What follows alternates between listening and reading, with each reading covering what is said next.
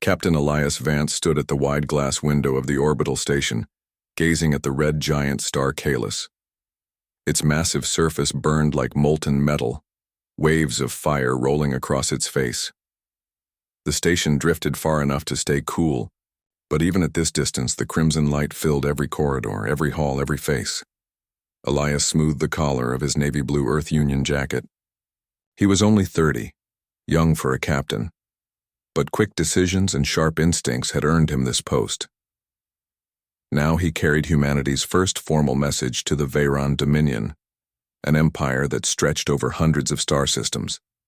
If things went well, humans would finally be recognized as equals, not just wanderers on the edge of known space.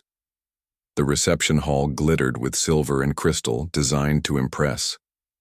Tall Veyron guards stood at attention, wearing armor that shimmered, with tiny lights. Their helmets were crested with thin lines of gold, and their long spears were more ceremonial than practical. Still, Elias felt a weight in the air. This was not an ordinary meeting. At the far end of the hall, a figure appeared.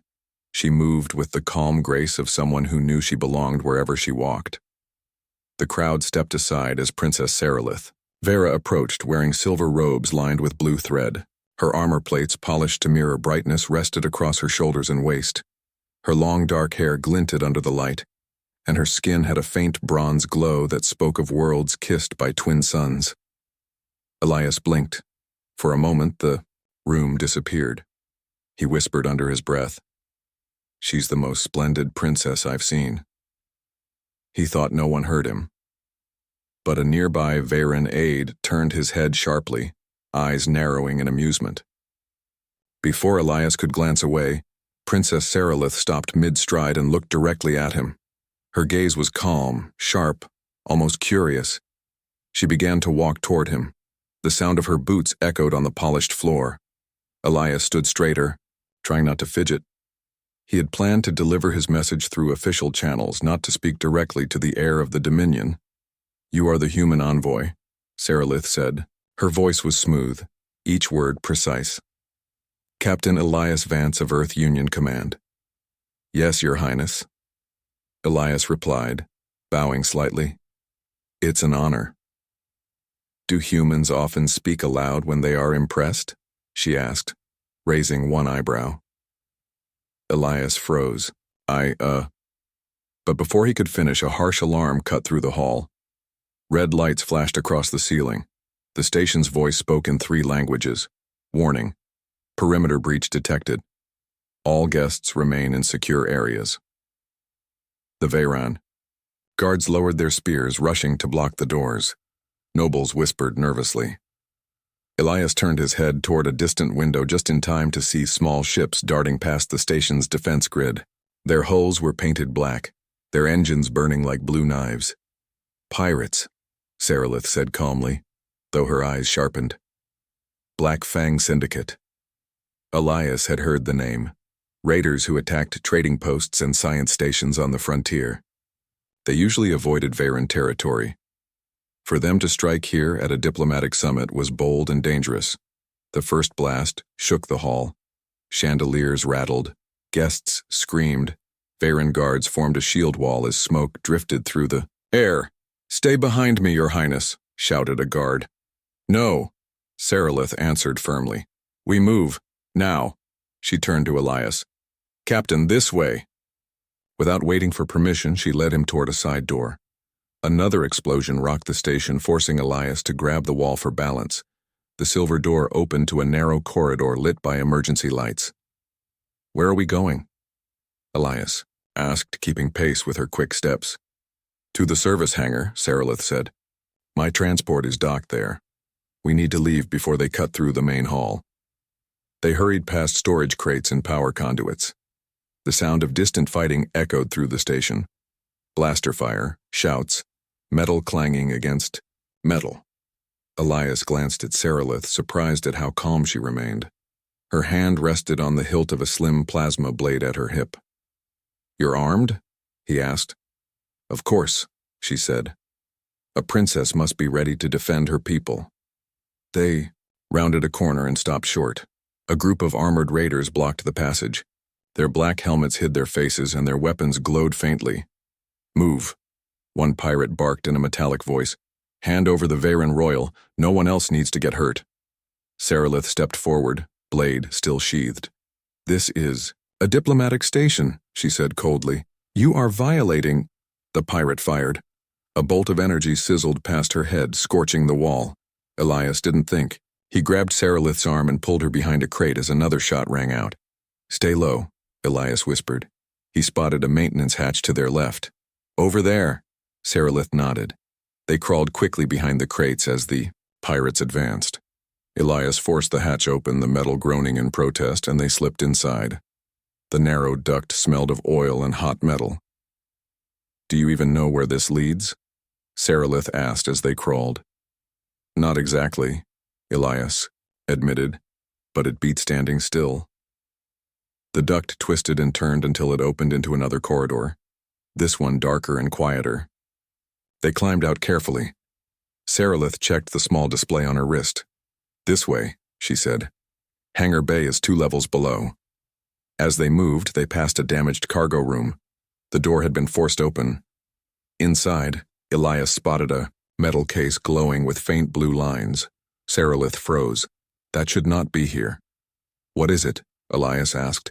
"A Veyron relic," Sarilith answered quickly. "It was scheduled for transport to the High Council, but it should have been under heavy guard." The case pulsed with light, almost like it was alive. Elias stepped closer, but Sarilith held out her hand. "Do not touch it," she warned. Another explosion shook the station, throwing them both off balance. The case slid off the table and cracked open slightly. Blue energy spilled out, humming in the air. Elias felt a strange warmth on his skin, as if the artifact recognized him. Sarilith's eyes widened. "It reacts to you?" I don't know," Elias said, stepping back. The sound of boots echoed down the hall. More pirates were coming. Sarilith closed the case quickly and slung it over her shoulder. "We can't leave it here," she said. "It's too dangerous."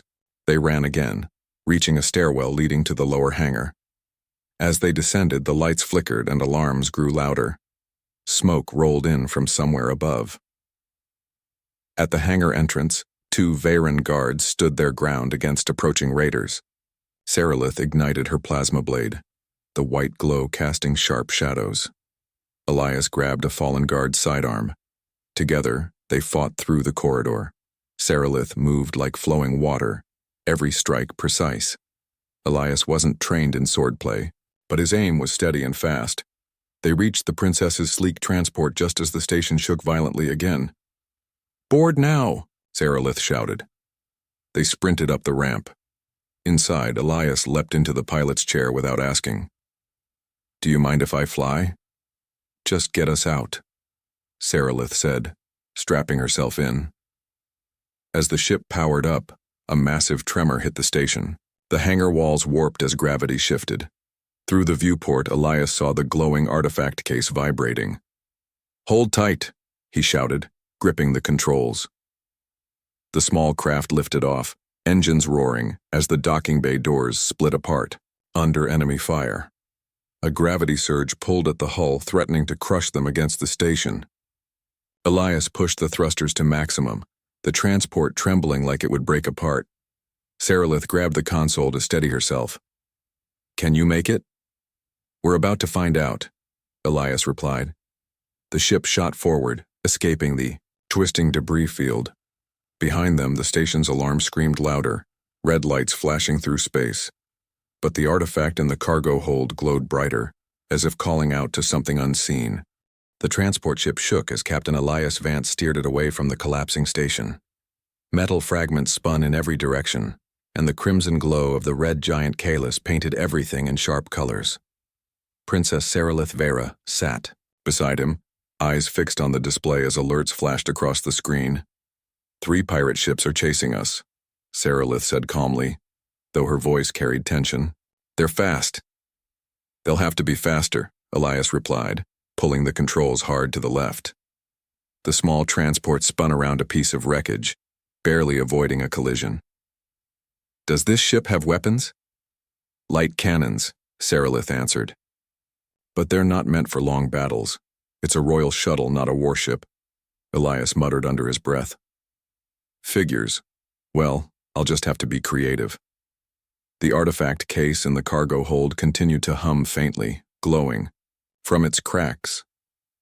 Every time the ship jerked, the sound deepened almost like a living heartbeat. Elias could feel it in his bones, though he tried to ignore it. Sarilith glanced at him. Are you feeling strange? Strange is normal for me, Elias said, trying to sound lighthearted. What do you mean? The relic reacts to you, she said. I've seen these cases before. They only open under certain conditions, but I've never seen one respond to human touch. Elias kept his eyes on the flight path. So either I'm lucky or unlucky. Both, Sarilith said softly. The pirate ships fired, bright lances of energy flashing across the void. Elias rolled the shuttle sharply, the beams missing by meters. He could hear the princess gripping her seat. You fly like you've done this before, she remarked. I've flown through asteroid storms in an old cargo hauler, Elias said. Compared to that, these guys are amateurs. A warning tone sounded. The pirates were closing in. Elias flipped a switch, activating the shuttle's light cannons. The ship vibrated as twin streams of energy fired back. One pirate craft veered off, trailing smoke, but the others stayed on course. They're not giving up, Sarilith said. Then we make them, Elias answered. Hold on tight. He dove toward a field of floating debris from the damaged station. Broken panels, shattered hull plates, and fragments of crystal drifted in every direction. The pirates followed, thinking they had him cornered. Elias grinned. Let's make things interesting, he said, threading the shuttle through a narrow gap between two spinning beams. The pirates tried to copy his maneuver. One misjudged the angle and slammed into wreckage, exploding in a silent bloom of fire. Impressive, Sarilith said, eyes wide. Thanks, Elias replied, breath steady though his heart pounded. But we're not done yet. The last pirate ship fired again, hitting the shuttle's rear shields. Sparks flew across the control panel. Elias pulled hard on the controls, forcing the shuttle into a sharp climb. Sarilith's hand tightened on her plasma blade as if ready to defend even inside the cockpit. I'm taking us toward the outer ring, Elias said. If we can reach open space, we can jump to light speed. And if we can't? Sarilith asked. Then we'll improvise. As they cleared the debris field, Elias saw the pirate craft lining up for another shot. He waited until the last moment, then cut power for half a second, letting the shuttle drop. The pirate ship overshot them, and Elias fired the light cannons. The energy bolt struck true, tearing through the pirates' engines. The ship spun out of control and vanished into darkness. Clear, Elias said, leaning back for a moment. Sarilith gave him a sharp look. That was reckless. And effective, Elias said with a small smile. Before either could speak again, the artifact case glowed brighter. A deep vibration filled the cabin, making the controls hum. Elias frowned. That thing is waking up, he said. Sarilith stood and moved toward the rear compartment, steadying herself against the walls. She crouched beside the case. The blue lines across its surface pulsed like veins. This is wrong, she whispered. It should not open on its own. It's not dangerous, right? Elias asked, glancing over his shoulder. Sarilith hesitated. It depends on what's inside. The case clicked, unlocking slightly, but not fully opening. A faint beam of light shot upward for a second, then vanished. Elias felt the warmth again, like the relic was calling to him. Why does it feel like it knows me? Elias muttered. Sarilith looked at him seriously. I do not know. But my people believed only chosen bloodlines could control such relics, and humans are not part of those bloodlines. Elias shrugged. Guess your relic didn't get the message. She almost smiled, but the weight of the situation pressed her face back into seriousness. We must get to Veyron space immediately, she said. The High Council needs to see this. If the pirates know about it, they will not stop. Elias set the course. Coordinates? Sarilith input them into the navigation console. We'll arrive near the border outpost in 2 hours if the drive holds. As the shuttle cruised through open space, Elias finally had time to breathe. The stars stretched endlessly ahead, each one burning in silence. He glanced at Sarilith, who stood at the viewport, arms crossed, her silver armor reflecting the dim cabin lights. "You don't trust me," Elias said quietly. "I do not trust easily," Sarilith replied without turning. "But you saved me back there. That means something." "Only something?" Elias teased gently. Her lips curved slightly, though her eyes remained serious. "Perhaps more than something," she admitted. The peaceful moment didn't last long. A harsh alarm broke the silence. Elias checked the sensors. "Incoming vessel, big one," he said. The display showed a massive pirate dreadnought emerging from lightspeed, its hull covered in jagged armor plates. It was at least 10 times the size of their shuttle. "They must have tracked us," Sarilith said. "Or they guessed where we'd go," Elias replied. He tightened his grip on the controls. "We can't outrun that thing. Any ideas?" Sarilith's eyes sharpened. "Fly into the asteroid field ahead. They won't risk heavy pursuit." Elias smirked. "Perfect. I was hoping for something dangerous."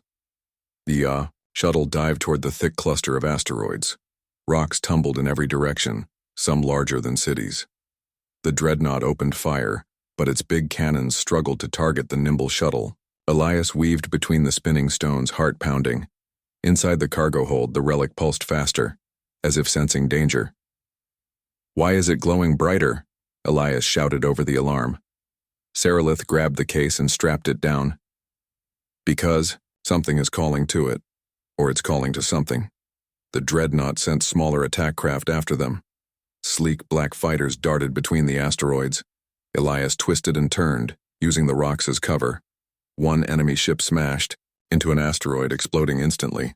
Another chased close behind, firing rapidly. "Can you fly closer to that large rock?" Sarilith asked. "Sure, but why?" Elias replied. "Trust me," she said, activating the shuttle's external lights. As Elias skimmed the surface of a massive asteroid, Sarilith fired the shuttle's cannons at a weak spot in the rock. The explosion sent shards flying, tearing through the pursuing fighter. "Nice shot," Elias said, impressed. "I told you," Sarilith replied calmly.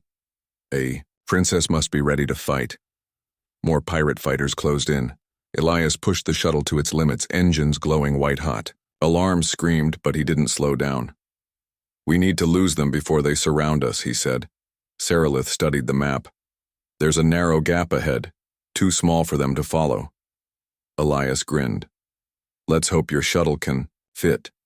He angled the ship and raced toward the opening. The walls of the asteroid canyon rushed past so close that the hull almost scraped. The pirates tried to keep up, but one by one they smashed into rock. Finally, the shuttle burst out of the field into open space.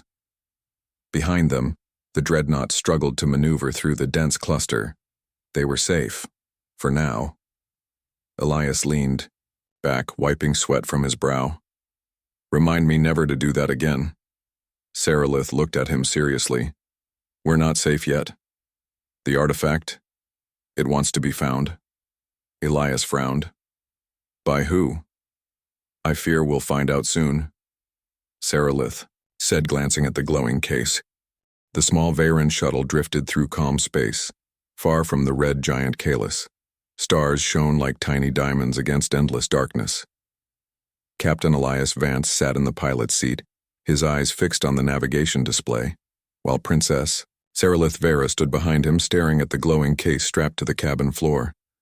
Its faint blue light pulsed in steady rhythm, like a heartbeat.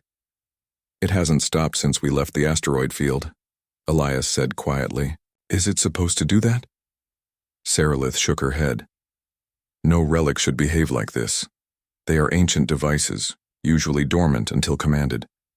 But this one seems awake." Elias leaned back in his chair.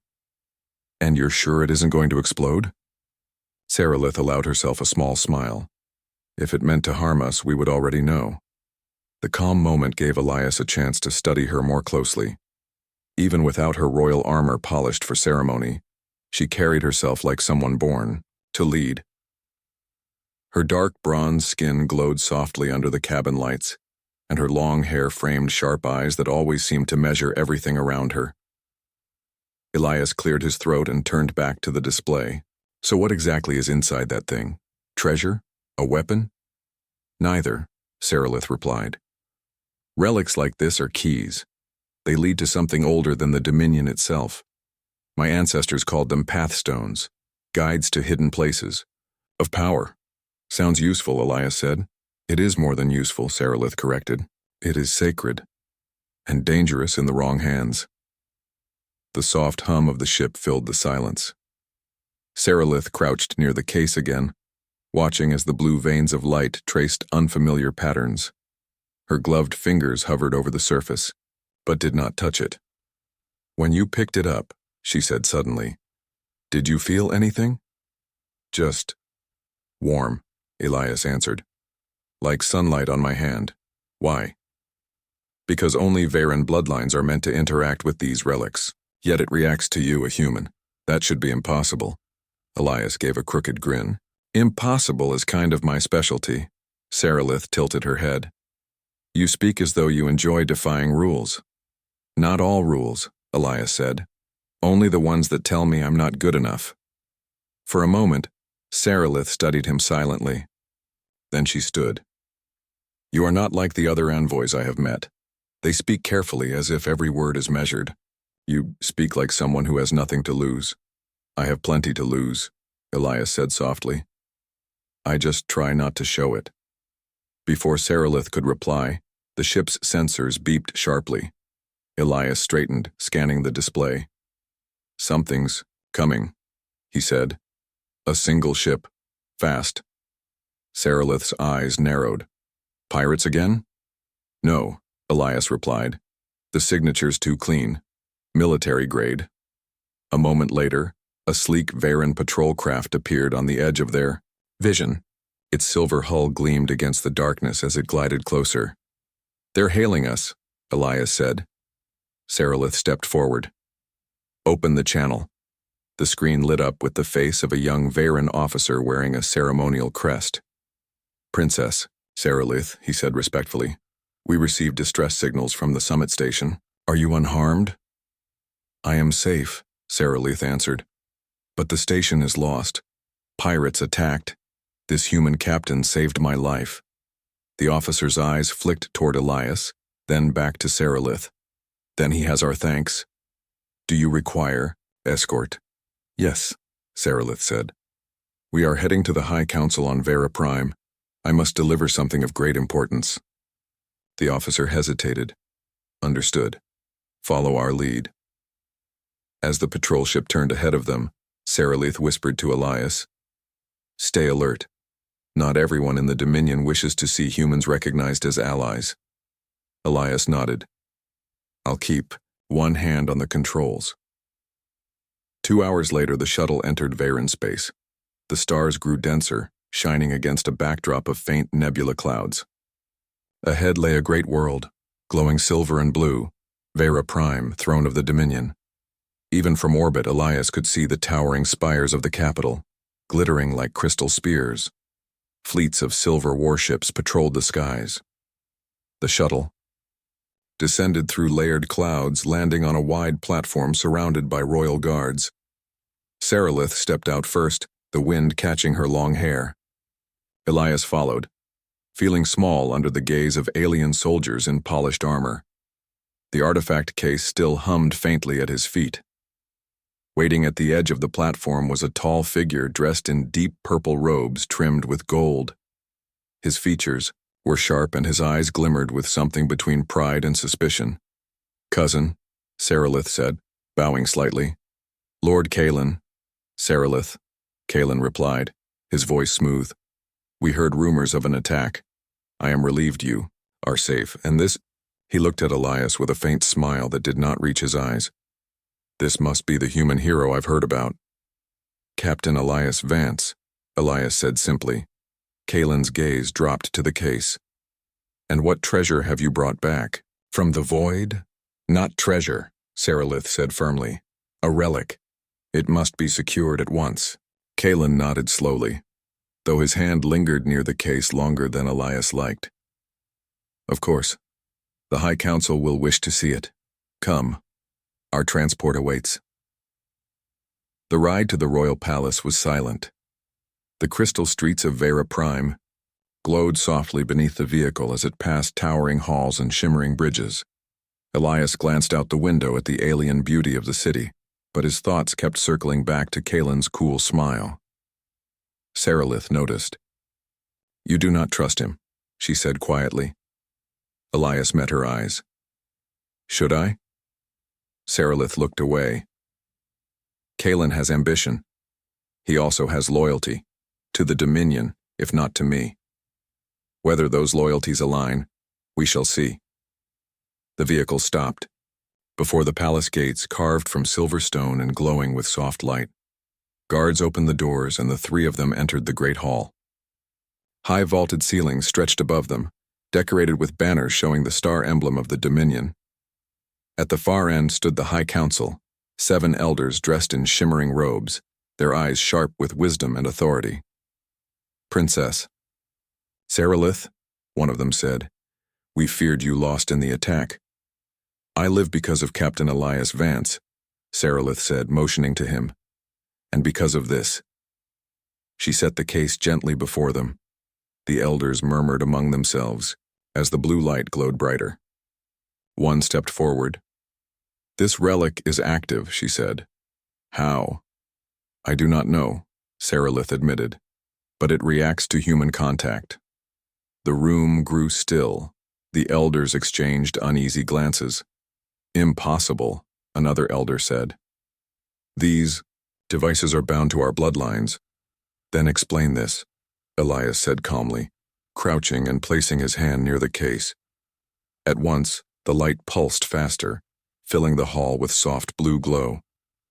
The council gasped. Kaelin's eyes narrowed and Sarilith watched him carefully. "It seems humanity has a connection to our past," Sarilith said firmly. "A connection we cannot ignore." One elder looked sharply at Elias. "What did you do to it?" "Nothing," Elias replied. "It just likes me, I guess." The council debated in low voices. Kaelin stepped closer to Sarilith, lowering his voice. "This will cause trouble. Many will see this as dangerous. Some may think you brought the human here to claim the relic's power." "And what do you think, cousin?" Sarilith asked. Kaelin smiled thinly. "I think power always attracts those willing to seize it."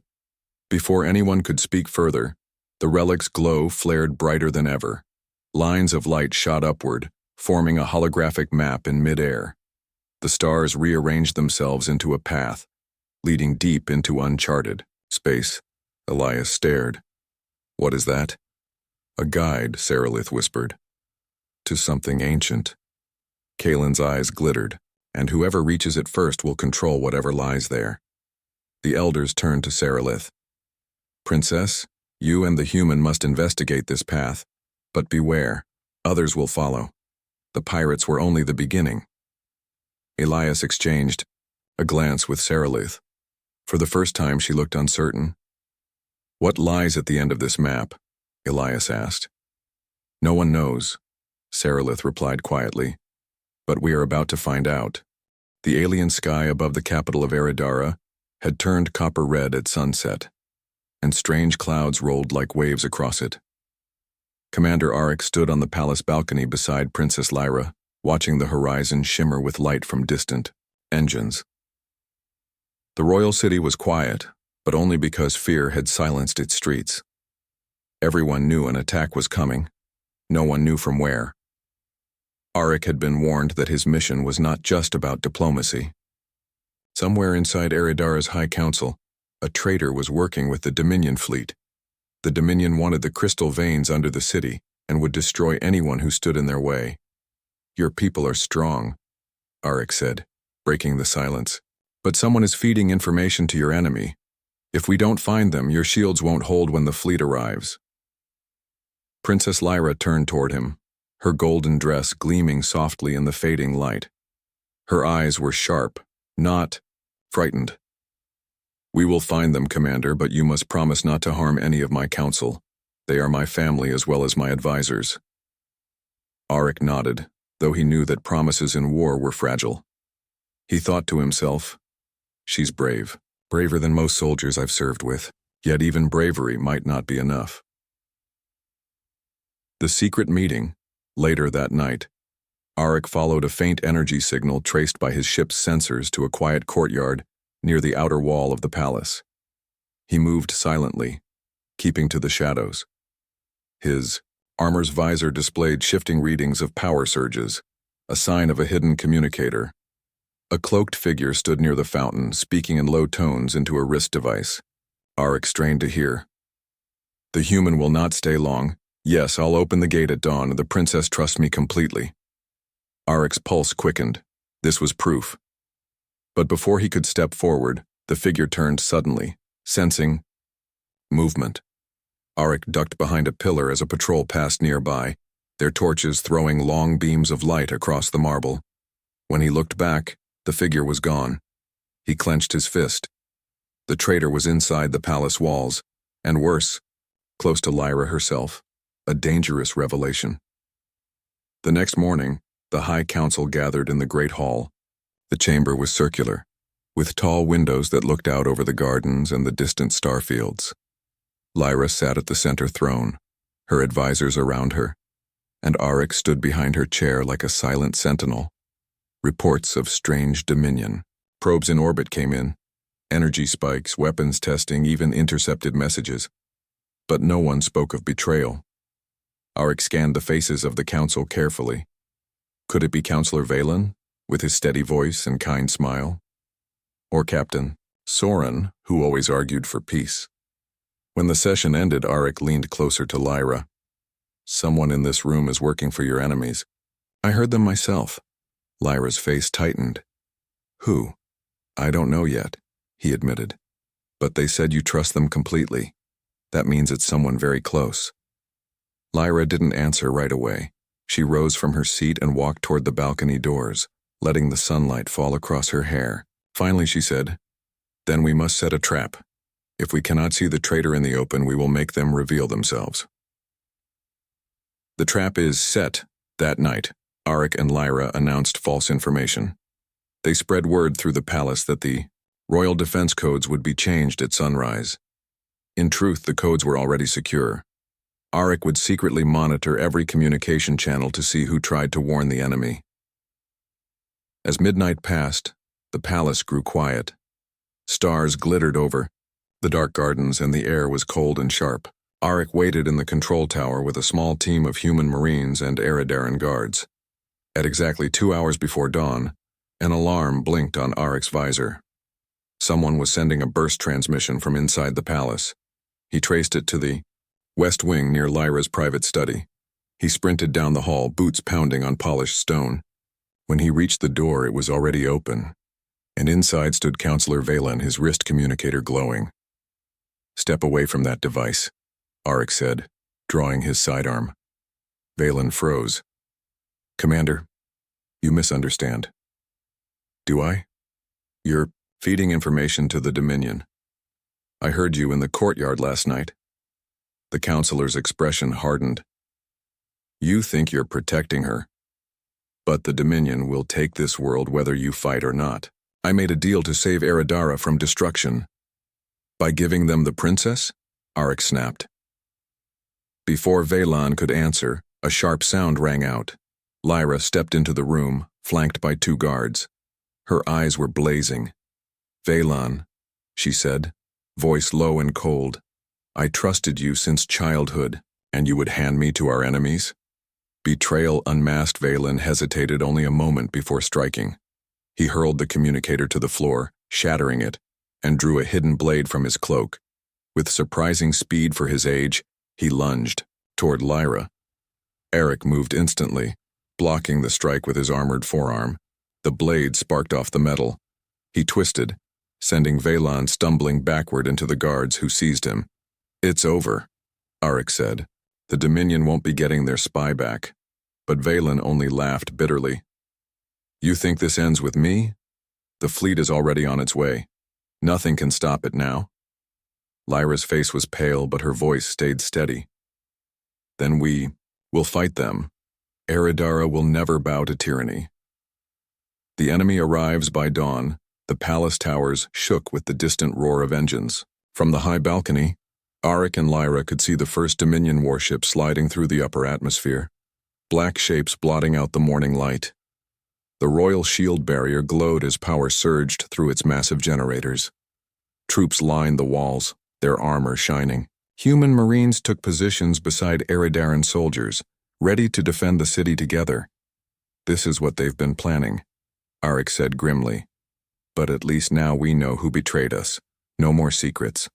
Lyra stood tall beside him, her voice calm even as the sky darkened. Commander, we will not fall. If your people and mine stand together, we can hold this city.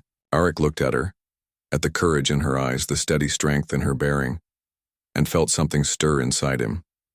She's the most splendid princess I've ever seen, he thought. And in that moment he knew he would protect her at any cost. As the first bolts of plasma fire streaked across the sky and the great shield trembled under the impact, Arik turned to his troops. Hold the line, for Earth, for Eridara. And so the battle for the royal city began. The Orion Hall was quiet, almost too quiet. The air was thick with the hum of distant energy shields and the faint vibration of the ancient engines beneath the floor. Marcus stood at the center, his boots planted firmly, his eyes locked on the great door in front of him. Behind that door lay the throne room, and the answers he had traveled across the stars to find. Princess Alira was beside him, her silver dress torn from battle yet still shining under the soft glow of the hall's lights. Her face was calm, but Marcus could see the storm inside her. They had seen so much together. Machines turning against their makers, mercenary fleets chasing them, and strange ruins whispering secrets of civilizations long gone. Now, it would all come to this last moment. Are you ready? Marcus asked, gripping his blaster tightly. I was born ready, Alira replied. Her voice was steady, but her hand rested on the hilt of her ceremonial blade, and he saw the faint tremble, not from fear, but from determination. The massive door hissed open, with a low groan. A wave of cold air rolled over them, and the sight beyond made Marcus stop for just a heartbeat. The throne room of Orion Prime was vast, glowing with streams of pale blue light running like rivers along the walls. But at its center sat a figure Marcus knew too well, Lord Kale, the betrayer, the one who had started this war. He rose from the throne slowly, his black armor glinting. Marcus Varon, Kyle said, his voice deep and cold. And the last princess of the Orion line. You've traveled far, too far. Marcus stepped forward, his voice sharp. This ends tonight. You wanted power, but you'll never rule Orion. Kale chuckled. You think you can stop me? My fleet circles this planet. My soldiers fill these halls. And you are just a man. Just a man, Marcus repeated softly. That's what they always said about humanity. His eyes flashed with anger. But humans fight for something more than power. We fight for each other. Before Kale could speak, Alira drew her blade, its silver edge glowing faintly. And we fight for hope, she added. Kale's smile vanished. Then hope will die with you. The room exploded into motion. Kale raised his gauntlet, sending a surge of energy crackling across the floor. Marcus rolled aside just as the marble split apart, heat and sparks bursting upward. He fired his blaster, but Kale's armor absorbed the shots like rain on steel. Cover me, Alira shouted. She sprinted forward with her blade flashing fast and graceful. Marcus provided cover fire, forcing Kale to move defensively. The princess slashed at his armor, sparks flying as metal met energy shield. But Kale was powerful, too powerful. With a single swing of his arm, he hurled Alira across the floor. Marcus rushed to her side, helping her up, even as Kale strode closer. Dark, energy swirling around his gauntlet. You cannot win, Kale growled. The Orion throne will be mine, and no human will stop it. Marcus looked at Alira, breathing hard. Do you trust me? With my life, she said without hesitation.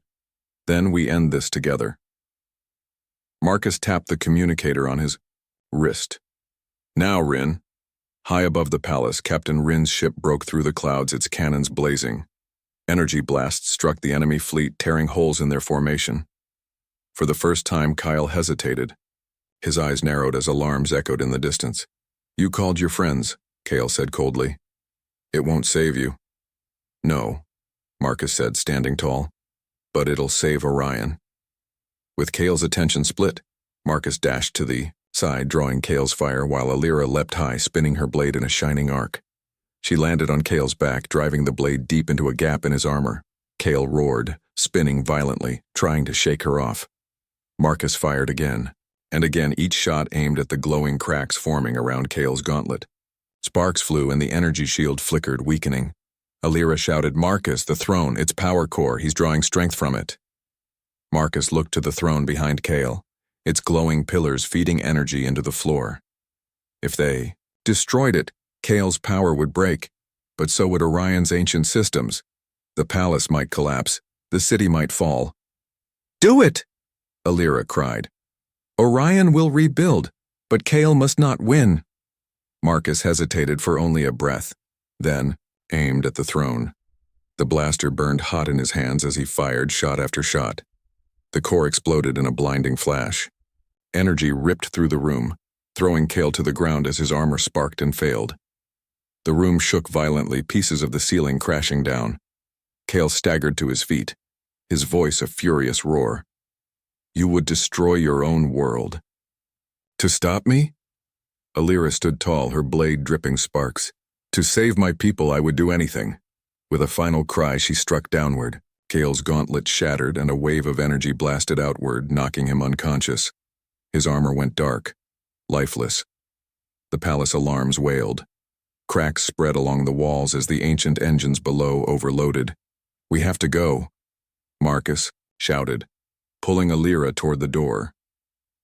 They ran through falling debris, through halls shaking with destruction.